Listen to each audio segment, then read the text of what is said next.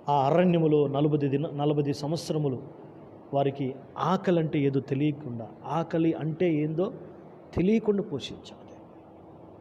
ఆకాశం నుండి మన్నాను కురిపించి 40 సంవత్సరములు 40 రాత్రులు వారి వస్త్రాలు పాతగెలలేదంట. వారి చెప్పులు ఏమవ్వలేదు, వారి చెప్పులు గట్టిగా చెప్పాలమ్మా, అరిగిపోలేదు. హల్లెలూయా. ఏమవ్వలేదు, వారి చెప్పులు అరిగిపోలేదు.